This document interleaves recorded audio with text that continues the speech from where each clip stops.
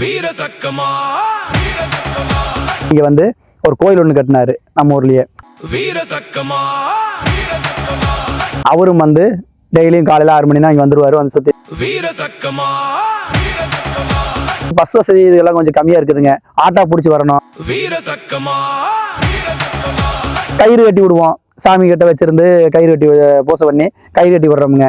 வீரசக்கமா முள்ளாதான் இருந்துச்சுங்க. காலை உள்ள வைக்க முடியாது, அந்த மாதிரி முள்ளுதான் இருந்துச்சு. இதுல வந்து ஐயா அந்த பின்னாடி எல்லாம் போற இதெல்லாம் வெட்டி சுத்தப்படுத்தி அப்புறம் தான் இதெல்லாம் கட்டினாங்க. வீரசக்கமா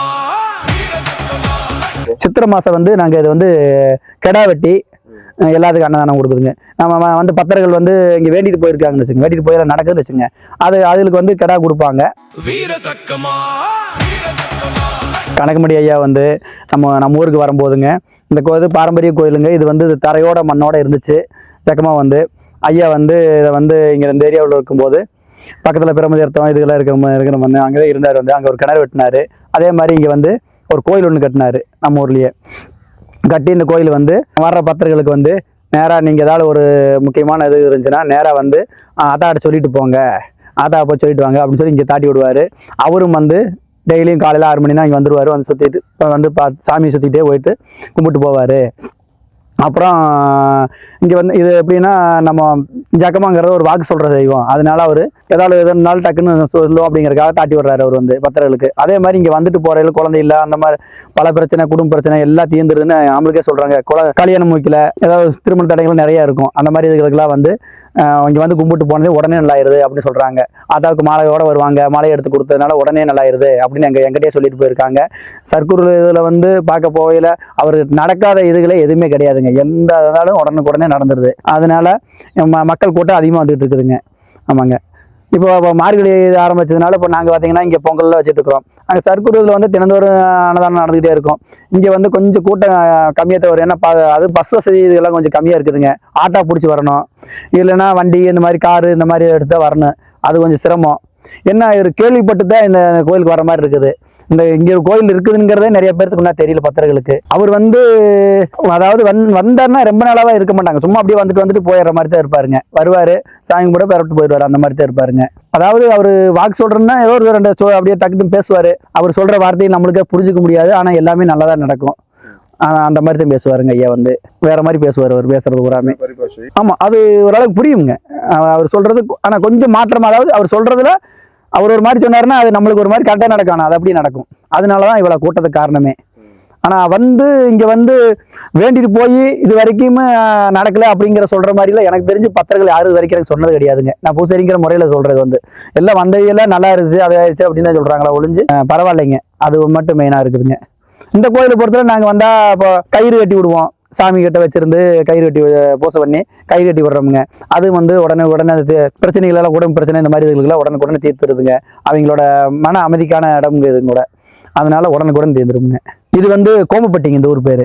மலையடிவாரம், மேற்கு தொடர்ச்சி மலையடிவாரம்ங்கிறனால அவர் சித்தர்கள்லாம் வந்து பொதுவாக வந்து மலையடிவாரம் இந்த மாதிரி இடத்துக்கு தான் அவங்க விரும்பி போவாங்க. அதனால ஐயா வந்து இந்த ஏரியாவுக்கு வந்தது காரணம் அதுதான். அவர் சொந்த ஊர் வந்து கணக்கம்பட்டி. அங்கிருந்து மலை அடிவாரத்தின வேண்டி அது மலை, அதாவது மலை, கல், முள்ளு இந்த மாதிரி இது அவருக்கு பிடிக்கும் எப்பவுமே சித்தர்களுக்கு. அதனால அவர் வந்து எங்கள் ஊரில் இருந்தார். இங்கேயும் இந்த இடத்துலையுமே ஜக்கமா கோயிலுமே இப்போ நல்லா இருக்குதுங்க. பூரா முள்ளெல்லாம் வெட்டி போட்டோம். இது பூரா சரியான முள்ளாதான் இருந்துச்சுங்க. காலை உள்ள வைக்க முடியாது, அந்த மாதிரி முள்ளுதான் இருந்துச்சு. இதில் வந்து ஐயா அந்த பின்னாடி எல்லாம் பூரா இதெல்லாம் வெட்டி சுத்தப்படுத்தி அப்புறம் தான் இதெல்லாம் கட்டினாங்க.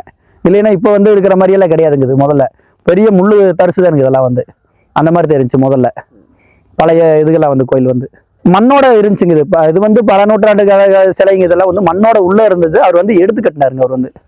அவர் வந்து ஐயா வந்து அவர் இங்க இருக்கும்போது வந்து இங்கிட்ட இருக்கிற எல்லாம் பார்த்து போட்டு அவர் வந்து சாமியை போய் கட்டுங்க அப்படின்னு சொல்லிட்டு இருக்கிற நம்ம சர்க்குரு இதுகளில் வந்து எல்லாமே கட்டி கொடுத்தாங்க. வந்து அதுல வந்து கட்டி கொடுத்ததுங்க. இது வந்து ஐயா வந்து விரும்பி கும்பிட்ட சாமி தானுங்க.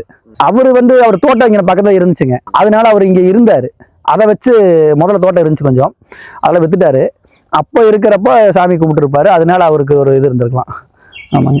ஏன்னா இது இந்த ஏரியாவுக்கு கும்பிட்றவே தானே, அதனால அவருமே அதில் கும்பிட்டுருக்கலாம். சித்திரை மாதம் வந்து நாங்கள் இது வந்து கெடா வெட்டி எல்லாத்துக்கும் அன்னதானம் கொடுக்குதுங்க. நம்ம வந்து பக்தர்கள் வந்து இங்கே வேண்டிட்டு போயிருக்காங்கன்னு வச்சுங்க, வேண்டிட்டு போய் நடக்குதுன்னு வச்சுங்க, அதுகளுக்கு வந்து கிடா கொடுப்பாங்க. அதே மாதிரி இந்த ஏரியாக்காரர்களும் கிடா நிறையா கொடுக்குறாங்க. அதுகளெல்லாம் வெட்டி மொத்தமாக இங்கே கொடுத்துட்டு போயிடுவாங்க. வெட்டி எல்லாத்துக்கும் வர்றவங்களுக்கு எல்லாத்துக்குமே அன்னதானம். இது கூட பந்தல் போட்டு இதில் வந்து சிறப்பாக நடக்குங்க 2 நாளைக்குங்க. முதல் நாள் வந்து தீர்த்தம், அம்மாவுக்கு வந்து தீர்த்த அவசியமெல்லாம் பண்ணுற மாதிரிங்க. 2வது நாள் வந்து கிடா வெட்டுங்க, அன்னதானம்.